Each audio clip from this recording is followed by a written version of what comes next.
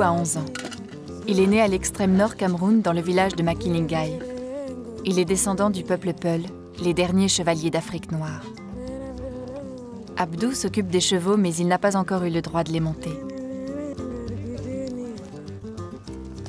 Comme la plupart des chevaux du Cameroun et selon la coutume, Djirou, l'étalon a été offert par le chef du village à une famille de nobles.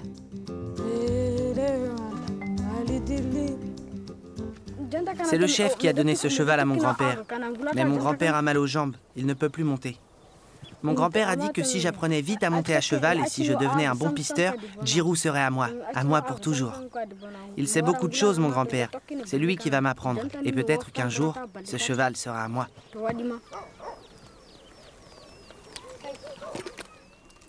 Abdou est petit-fils de grand marabout.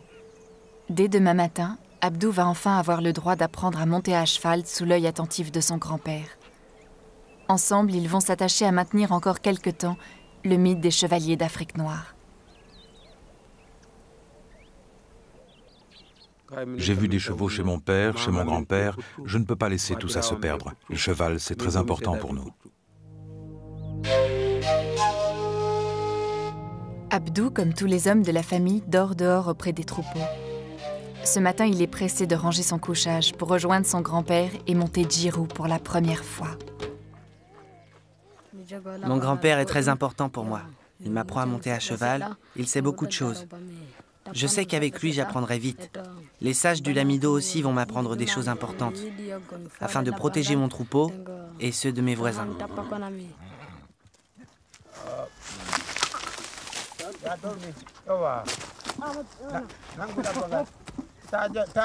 Assieds-toi bien.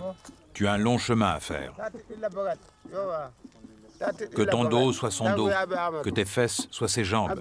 Par ses jambes, tu dois sentir la terre. Voilà, Abdou, laisse-toi aller.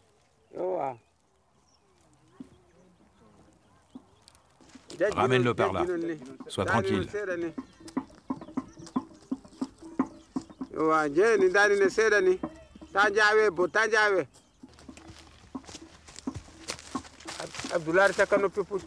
Abdou, sois gentil avec ton cheval. Si tu es gentil avec lui, il sera gentil aussi. Si tu es méchant, il sera méchant avec toi. N'oublie pas qu'il est plus fort que toi. Je suis bien. Je suis tellement bien que je vais bientôt lâcher la crinière.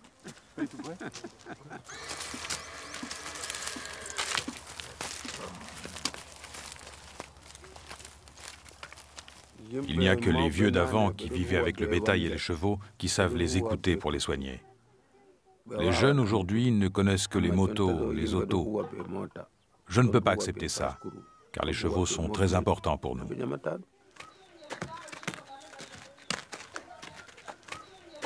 Le grand-père d'Abdou est grand marabout, grand soigneur.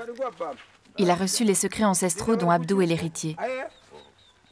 Un jeune cheval a eu un coup de sang dû à la chaleur. Ceux qui ne savent plus font une saignée sur l'encolure, tandis que ceux qui savent encore soulagent le cheval immédiatement. Tu vois, tout le sang est dans la tête. Tu comptes 3 veines à droite et 2 veines à gauche, tu comprends? Et là, tu piques ici. Tu vois, le sang est sorti. Il va aller mieux maintenant.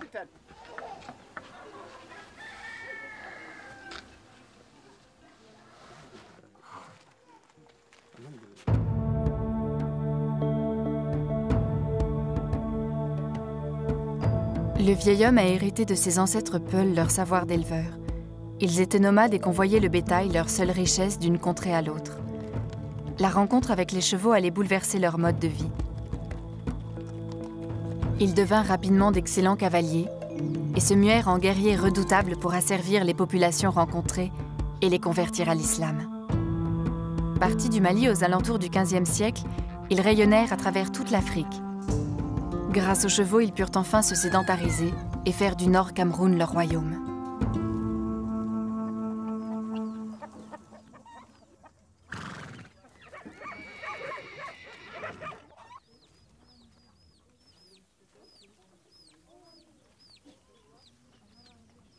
Cette petite pouliche de 18 mois appartient au père d'Abdou. Elle doit accepter ses entraves toute la journée, mais c'est à ce prix-là qu'elle peut circuler à sa guise dans la concession et dans la brousse. Comme tous les autres chevaux du Nord Cameroun, elle a sa case personnelle et s'y abrite dès qu'elle le désire.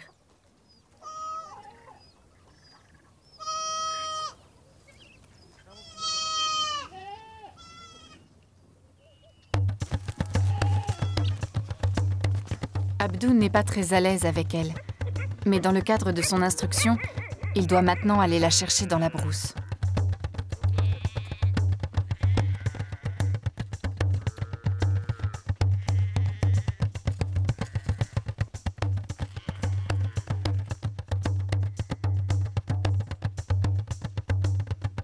La petite jument de mon père veut jouer tout le temps.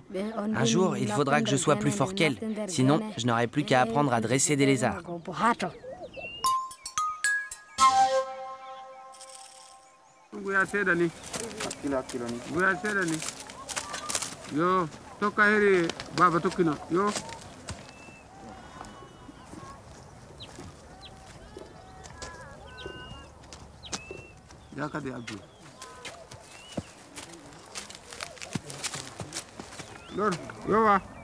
Grâce au conseil de son grand-père, Abdou progresse vite. Il rêve de recevoir un jour le sabre sacré, ce sabre qui consacre un homme comme cavalier.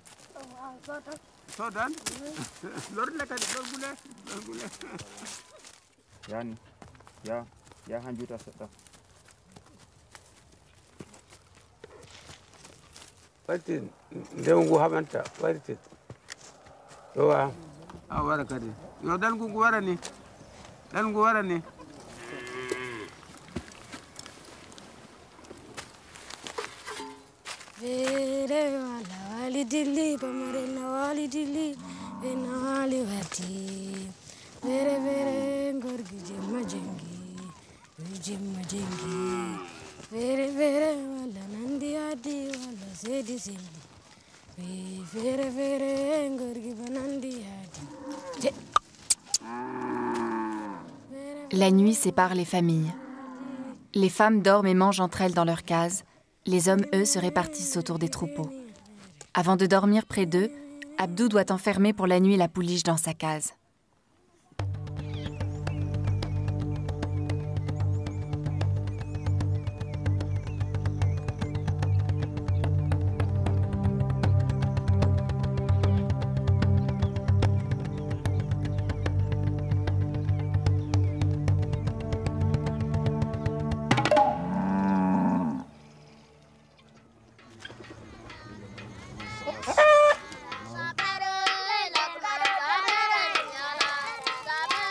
Ce soir, la peur s'empare des habitants du village. La lune risque de mourir. De la brousse s'élèvent de nombreuses mélodies. Toutes les petites filles chantent et prient Allah.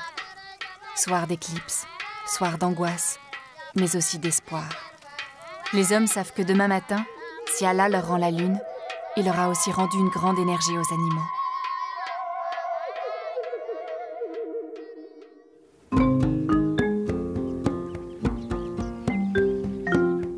C'est pour cette légende africaine qu'Abdou et son père partent pour la plaine de Ouaza, là où vit la grande faune sauvage. Pour Abdou, la rencontre avec les géants est toujours impressionnante.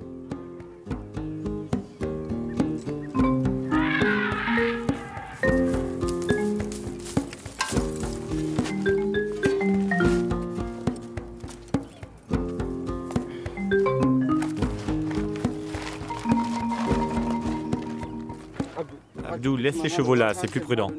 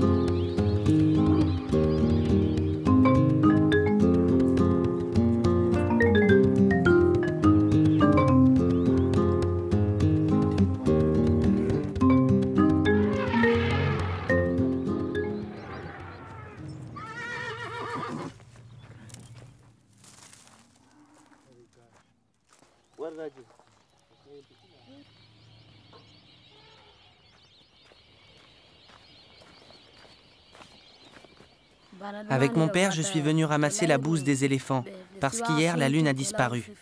Je sais qu'avec, on fait des traitements, parce que toute l'énergie de l'éléphant est dedans.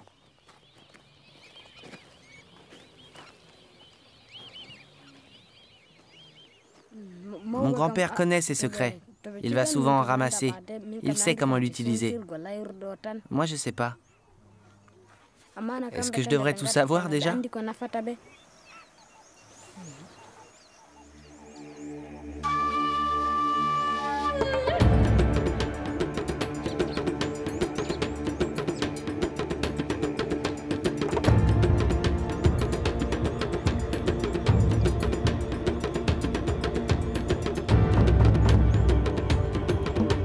Pour Abdou, l'approche, l'observation et le respect du monde animal sont innés.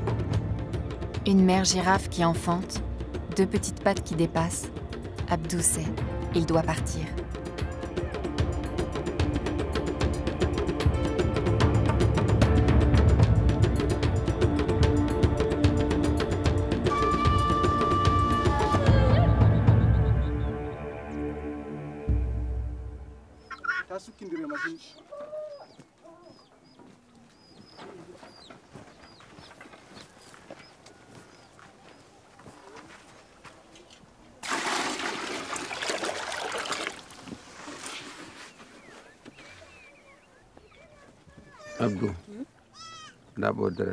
Abdou, prends une bouse d'éléphant et tu la partages en 7 morceaux. Ouais.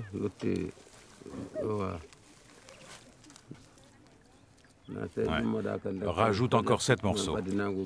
Tu mélanges tout ça et tu vas laver Djiro avec. Lave-le bien partout. Comme ça, il prendra l'énergie de l'éléphant.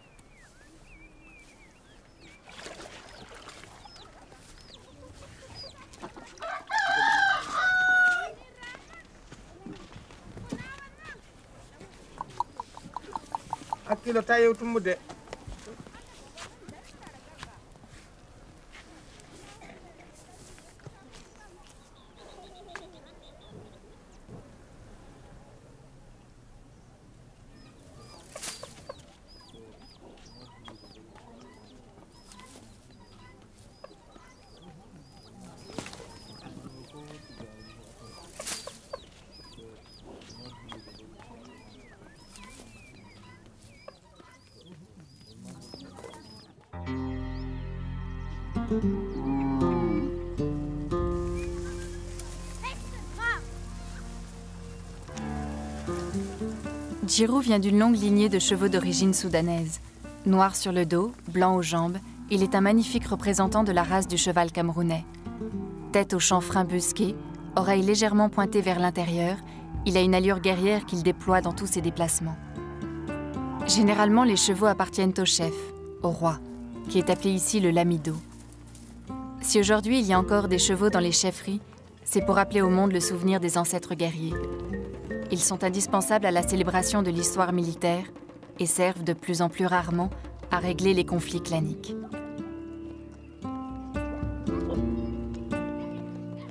Abdou est un élève doué. Il a un sens inné du cheval. Il peut maintenant partir seul dans la brousse avec Djiro. Dès demain, il lui sera possible d'aller à cheval à l'école coranique.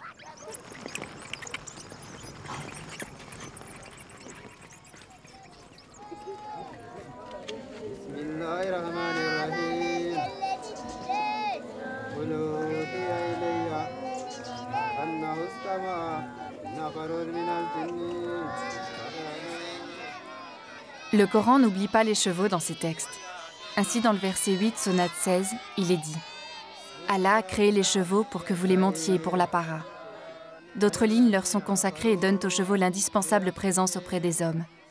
Il a été créé pour que vous voyiez ce que vous ne savez pas.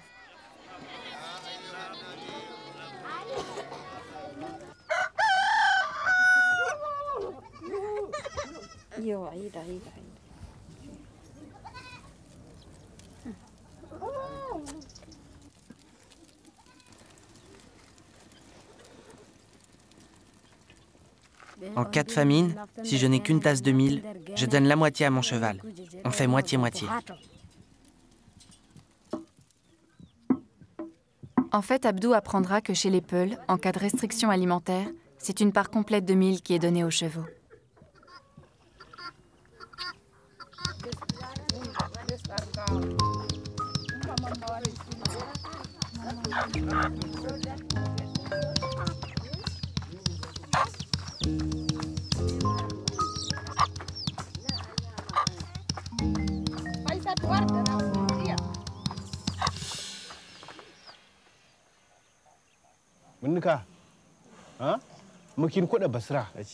Sur ordre du Lamido, Abdou et 3 autres enfants sont confiés aux mains du prince Mahamat Ikiré.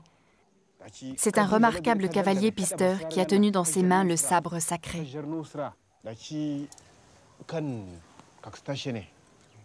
Son savoir est précieux. Les vols de bétail sont fréquents et grâce aux chevaux, bétails et voleurs sont rapidement localisés et capturés. Sur la scène du vol, vous devez repérer la première empreinte. Et puis vous les suivez. Vous voyez, voici les traces. Et encore des traces ici.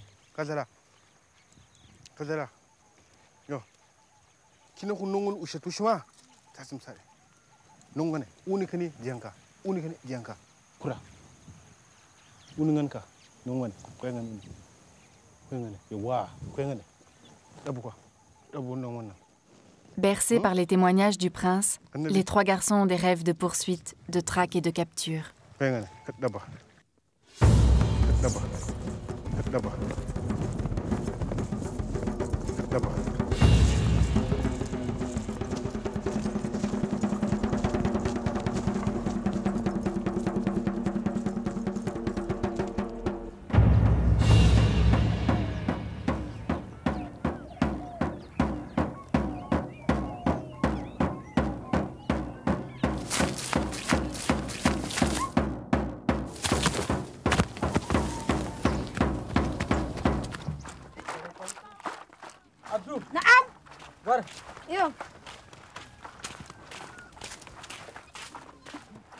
Où étais-tu? Tu sais que le roi attend?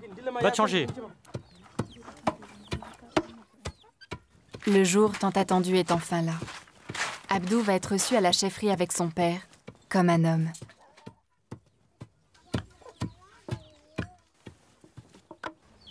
Il sait que le Lamido, Sa Majesté Tikiré Boukhar, va choisir un des 4 garçons pour recevoir le sabre sacré.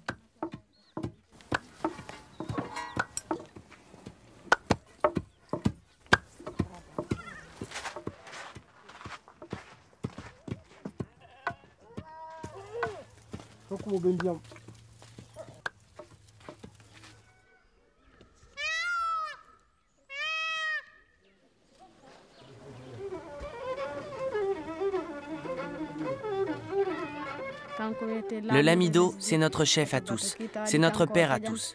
Au village, si on a un problème, c'est lui qu'on doit voir. C'est notre chef et les gens le respectent.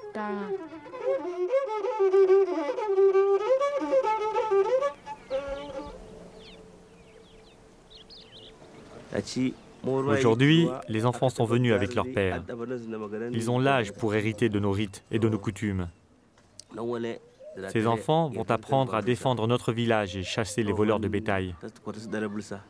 Ils vont grandir dans nos traditions, auprès des chevaux que nous tenons de nos grands-parents. C'est à nous et à vous, parents, de sauvegarder notre cavalerie. Abdou approche.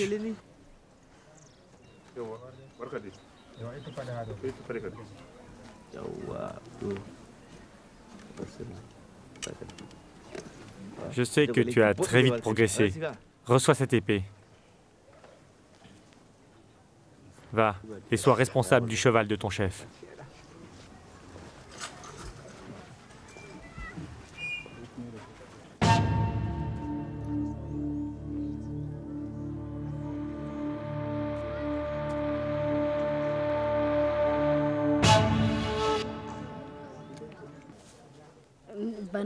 Quand le chef m'a remis son sabre sacré, Ça m'a ému.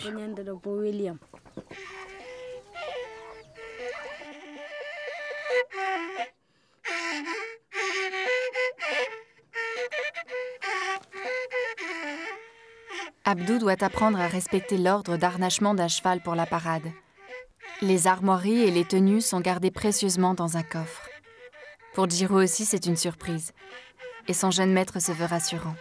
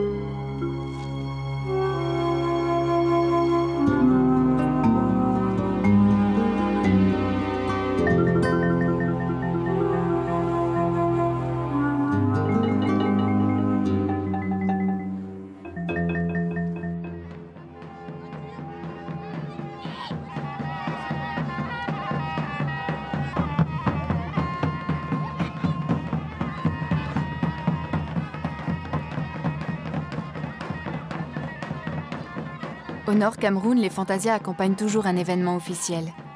Intronisation d'un chef, fête religieuse, visite d'un dignitaire. Aujourd'hui, le village de Makilingaï célèbre l'accession des 4 jeunes garçons au monde des guerriers. Dans la liesse générale, les compagnons d'Abdou sont vite oubliés. Abdou, lui, ne le sera plus jamais. En recueillant le sabre sacré dans ses mains, il est devenu le plus jeune écuyer de Makilingaï.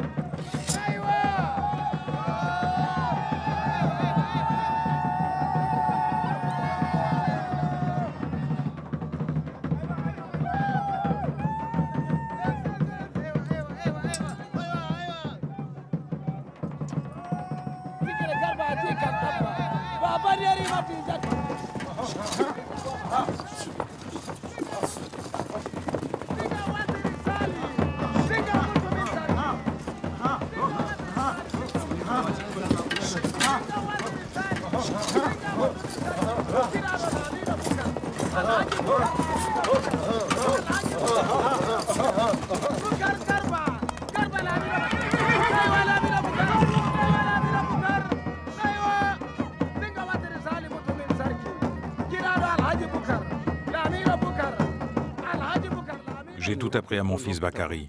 Et avec Abdou, mon petit-fils, ça a été comme de la magie. Je suis très content de tout ce que je leur ai enseigné. Apprendre à mon petit-fils, c'est mon travail, mon devoir. Il doit connaître tous nos animaux. C'est comme ce Coran. Il doit le connaître. J'ai dit à mon fils et à mon petit-fils aussi que les chevaux, c'est notre vie, c'est notre tradition. Ils doivent savoir ça. S'ils ne savent pas ça, ça ne peut pas marcher. J'aurais vécu pour rien. Regarde, j'ai donné Djiro à Abdou ce matin. Maintenant, il est à lui. Pour toujours.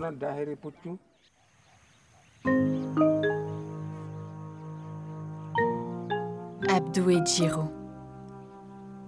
Le futur guerrier face au noble animal. Les derniers représentants des chevaliers d'Afrique noire.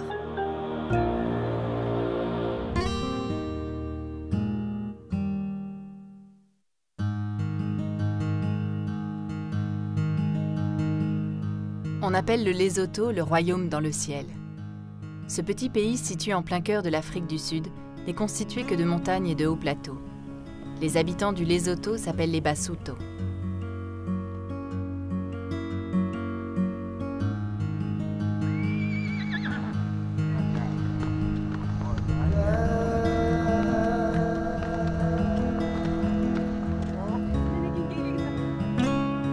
Malgré la proximité du puissant voisin sud-africain, les Basuto ont toujours gardé leur distance face à la modernité.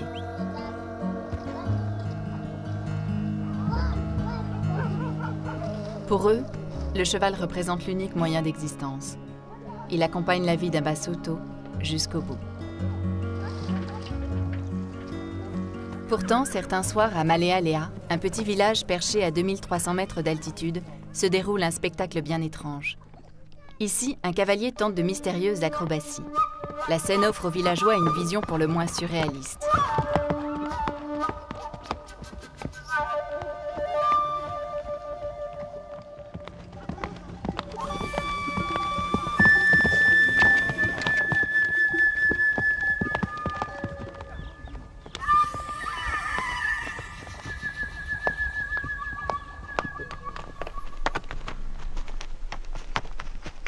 Cet étrange cavalier s'appelle Unrabani. C'est un jeune homme ordinaire de Malealea. Mais pour lui, le cheval représente bien plus qu'un simple outil de travail.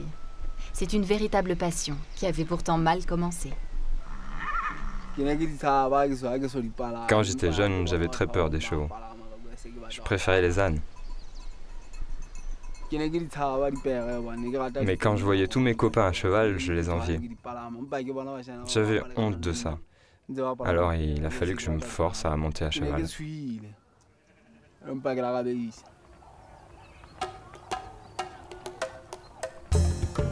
Unrabani voulait dépasser cette peur, coûte que coûte, comme pour confirmer son appartenance au peuple Basuto. Cette volonté lui a permis de repousser ses limites et de tenter de nouvelles expériences équestres. Aujourd'hui, Unrabani a 20 ans. Il est devenu le meilleur cavalier de la région. Régulièrement, il retrouve ses copains pour s'affronter lors de courses amicales.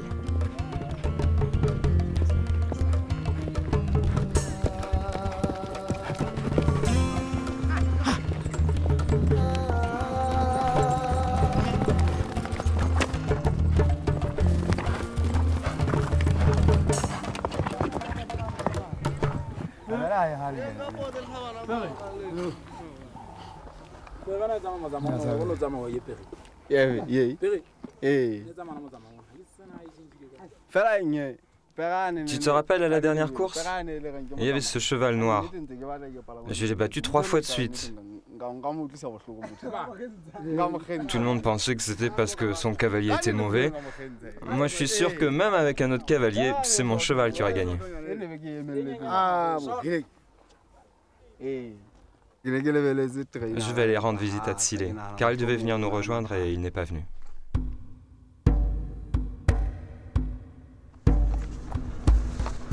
Tsile est le mentor de Unrabani. Il y a bien longtemps, Tsile était considéré comme l'un des meilleurs cavaliers du pays. Il gagnait toutes les courses alentours. C'était la fierté du village de Malealea. Depuis qu'il a pris sa retraite, personne ne représentait le village lors des grands rassemblements. Jusqu'à sa rencontre avec Unrabani.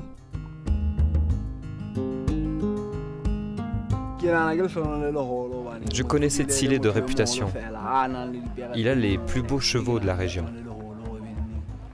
C'est une grande chance pour moi d'apprendre auprès de lui.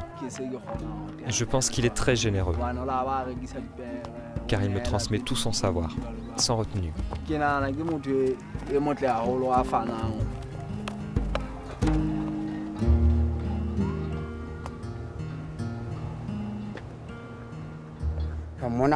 Ici, il n'y a pas tellement de jeunes qui sont aussi bons cavaliers que lui.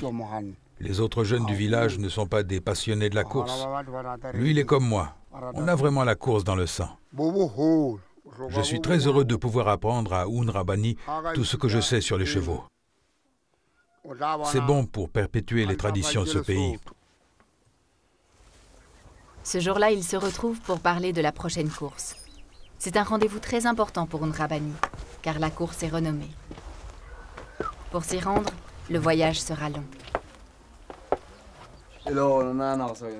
Est-ce qu'on va prendre le cheval qui boite pour la course? C'est un risque, c'est sûr. Je ne sais pas trop s'il est capable de tenir la course. En fait, je pense qu'il serait préférable de partir un peu plus tôt que prévu, plutôt jeudi. Oui, d'accord, tu as raison. On sera plus tranquille.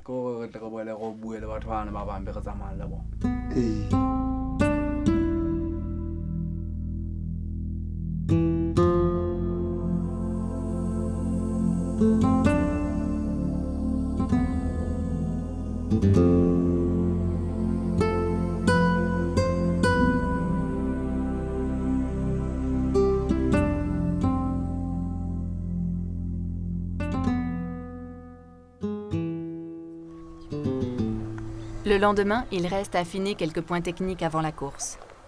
Tsilé montre une dernière fois à Unrabani comment tenir les rênes pour le triple. Le triple est un pas intermédiaire entre le trot et le galop. C'est une technique très sophistiquée, profondément ancrée dans les traditions du pays. C'est un pas confortable et rapide pour le cavalier, tout en étant peu fatigant pour le cheval lors de grands trajets.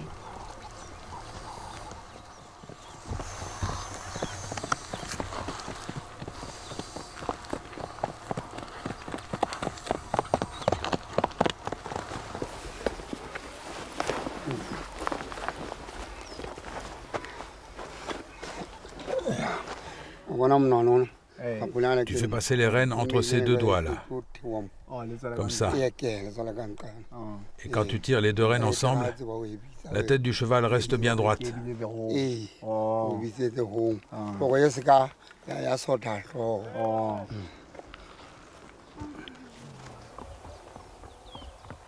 Toute la subtilité du triple consiste à courir le plus vite possible, tout en contenant le cheval pour l'empêcher de galoper. Lors d'une course, si le cheval cède au galop, les juges notent la faute. Chaque faute est une pénalité qui sera additionnée au temps de la course.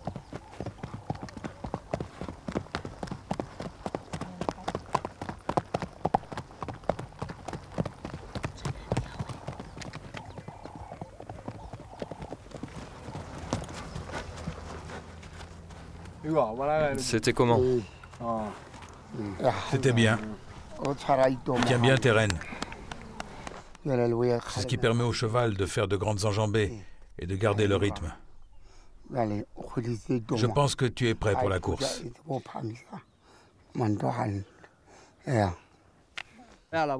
fait, on dormira où le jeudi soir pendant le voyage?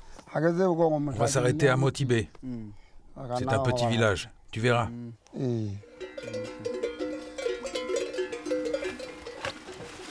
Cet après-midi, Unrabani redevient fils d'agriculteur. Il y a quelques années encore, une majorité des hommes du Lesotho, réputés pour leur extrême robustesse, sont allés travailler dans les mines d'Afrique du Sud. Depuis, l'exploitation des mines s'est arrêtée et les Basutos sont revenus cultiver leurs champs.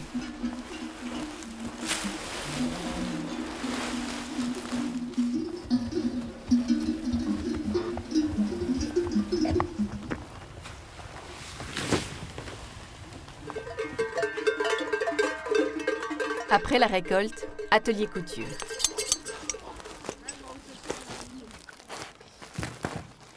Ici, c'est une affaire d'homme, comme tout ce qui concerne le cheval d'ailleurs. Les femmes, elles, ne s'en mêlent pas, mais restent très attentives.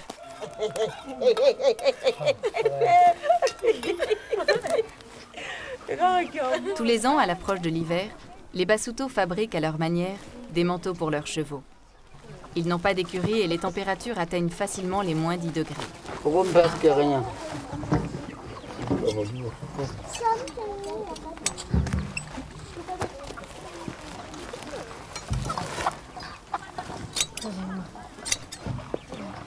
Les chevaux sont loin d'être les seuls à porter des couvertures.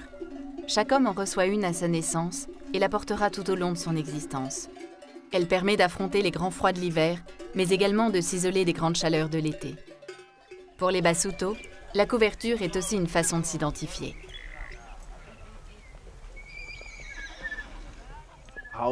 Au Lesotho, tout le monde porte des couvertures. Quand tu as un cheval sans couverture, les gens pensent que tu n'es pas vraiment un cavalier, et encore moins quelqu'un d'ici. La couverture, c'est ce qui crée ton appartenance au pays, et aussi à ton village.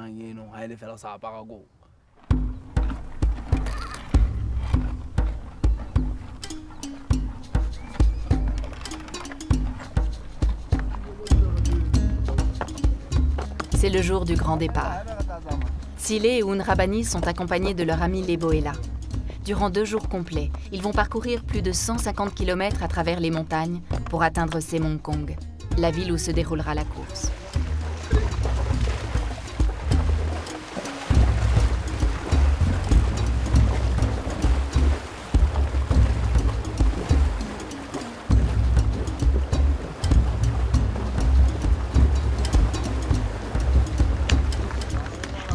Après quelques heures de route, c'est la première pause.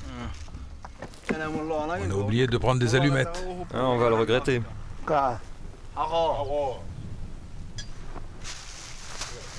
Qui a pris de la viande? D'après toi, qui pense toujours à en prendre en voyage? Ah, c'est vrai, c'est toujours toi. J'espère que les chevaux ne seront pas trop rapides à la course. Comme ça, j'aurai peut-être une chance de gagner. Le cheval de course inquiète Silé. Il boite et son état ne s'améliore pas. On va examiner le cheval de course. Je fais une piqûre avant de partir. Il avait mal au sabot.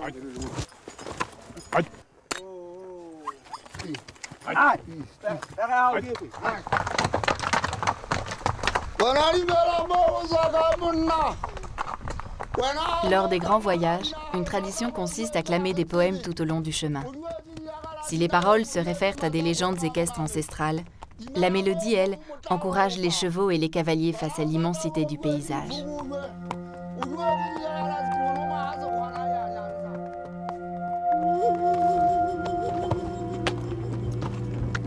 Après plus de 12 heures de voyage, la première journée s'achève.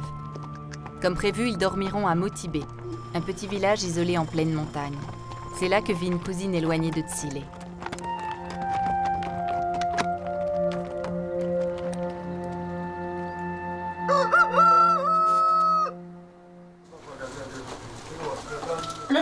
J'ai préparé du thé chaud. Prenez le temps de vous laver avant.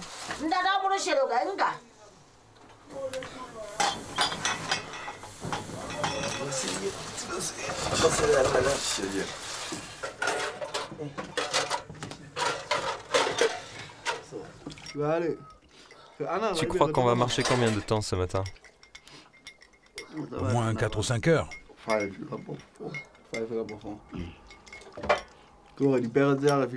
Il faudrait nourrir les chevaux.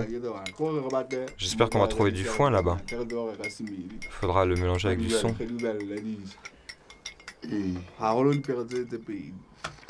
Le plus important, c'est d'en trouver pour le cheval de course au moins. Sinon, il serait incapable de courir.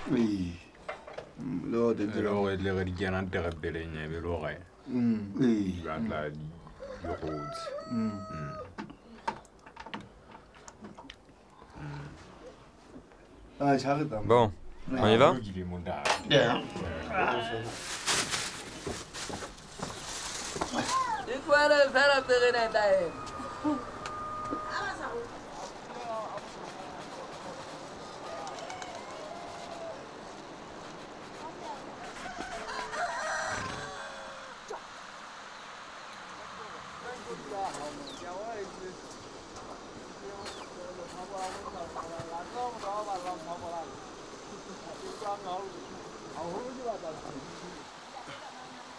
Le poney Basuto résulte de multiples croisements. Au fil des différents épisodes de l'histoire, la race a évolué. Aujourd'hui, on y retrouve du cheval persan, indonésien, du barbe arabe et puis plus récemment des races européennes telles que le poney du Connemara.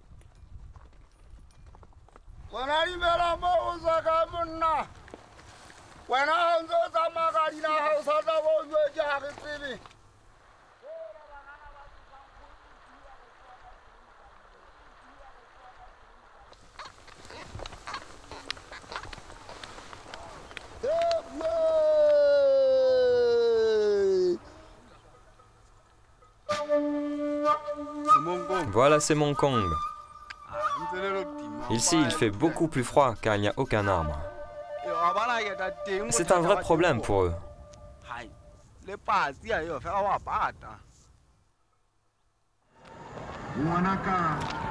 Sémonkong est une ville située à 3000 mètres d'altitude. Ici, plus qu'ailleurs, la course fait l'objet d'une passion quasi frénétique.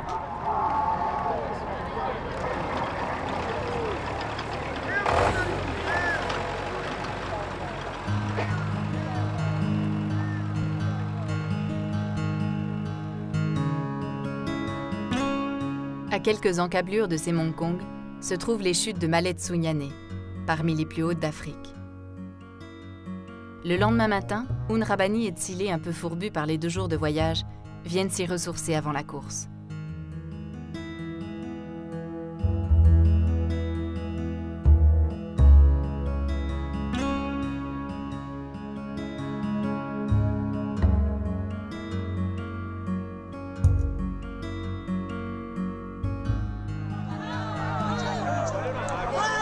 Au Lesotho, les courses représentent toujours un moment solennel. Organisées sur les hauts plateaux, elles attirent des cavaliers venus des 4 coins du pays. Ils clament en chanson leur enthousiasme et leur motivation.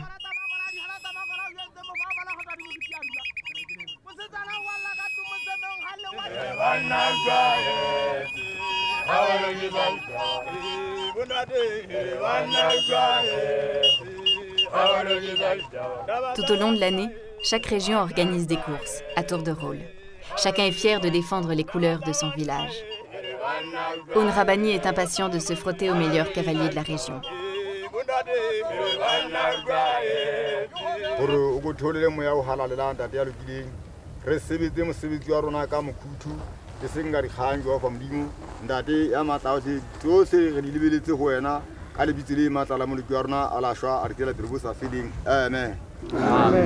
Après réflexion, Tsile décide de ne pas faire courir le cheval de course blessé à la jambe. Unrabani accuse le choc. Il devra courir avec le cheval sur lequel il a fait tout le voyage.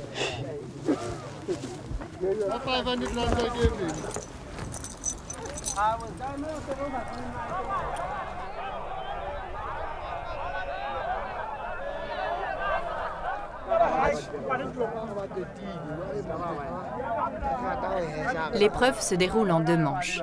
La finale réunira les 5 meilleurs concurrents.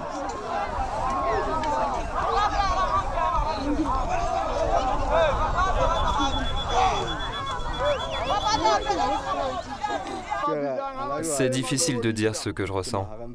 Ce n'est pas vraiment de la peur, un peu quand même.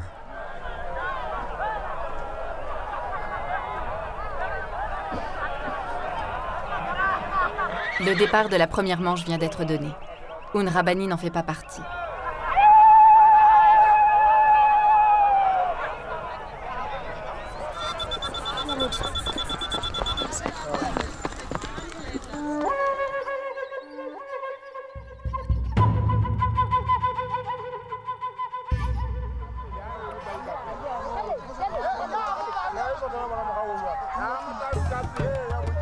Cette fois, c'est au tour de Unrabani.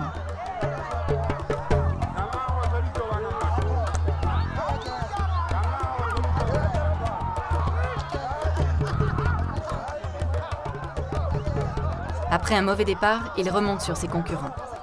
Le cheval peine car il est fatigué par le long voyage qu'il vient de faire. Malgré cela, il termine cette première manche en 2e position.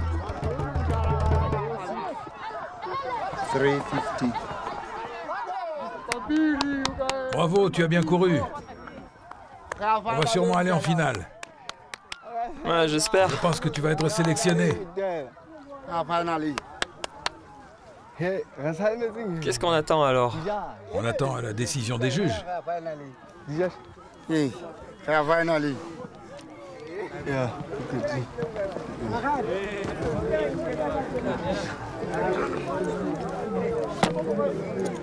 Ah, qu'il se décide vite alors.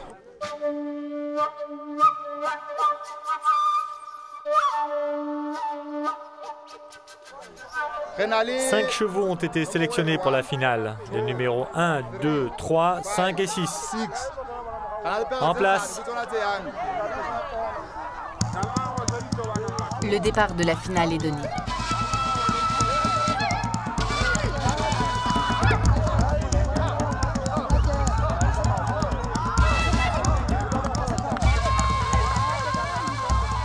Dès le début, Unrabani fait partie du peloton de tête, puis il se fait progressivement distancer.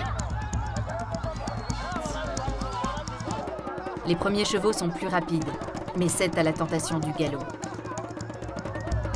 Unrabani, lui, conserve avec virtuosité le pas du tripole.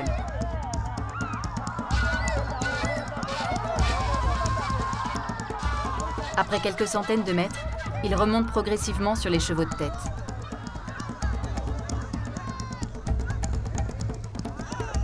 Finalement, il franchit la ligne d'arrivée au coude à coude avec un autre cavalier. Oh là là, il m'a poussé. Il l'a déjà fait tout à l'heure. Il a triché. Il faut l'éliminer. Unrabani conteste la loyauté du premier. Le suspense reste entier.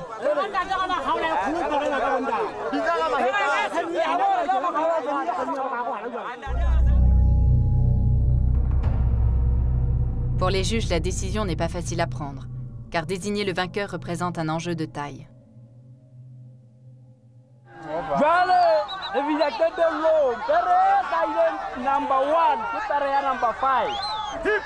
Après bien des palabres, Un Rabbani est finalement déclaré le grand gagnant de la course.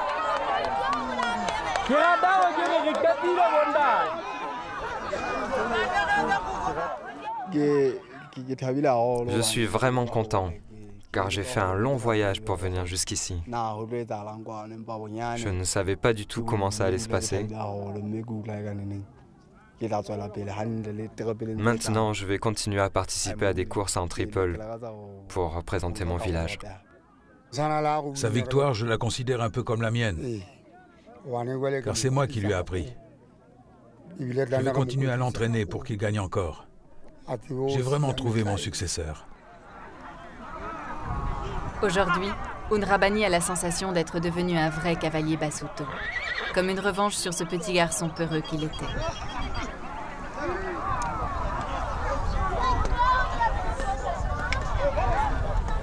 La course à peine terminée, Un Rabbani, Tsile et Leboela reprendront la route le soir même.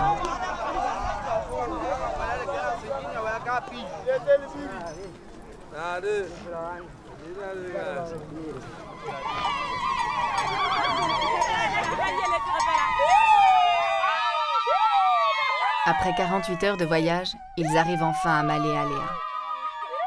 L'accueil des femmes du village est triomphal. Malgré la distance, la nouvelle de la victoire a mystérieusement devancé leur retour. Contre toute attente, le véritable héros n'est pas le cavalier. Ici, quand on gagne une course, c'est le cheval qui est considéré comme le grand vainqueur.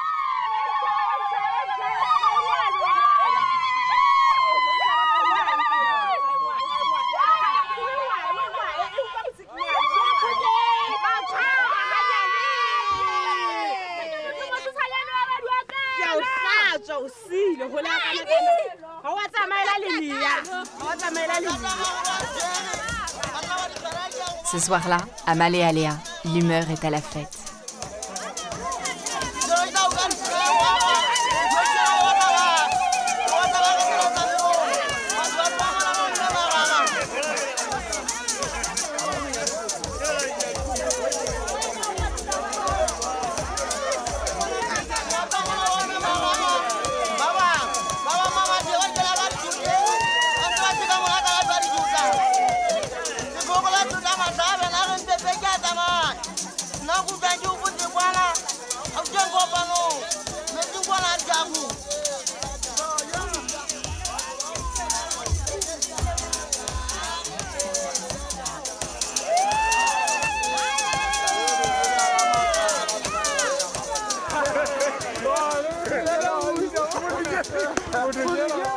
Ce soir-là, plus que jamais, chacun est fier de Un Rabbani, fier de Tsile et surtout heureux d'habiter un petit village appelé Malé Alea, dont le blason vient d'être redoré.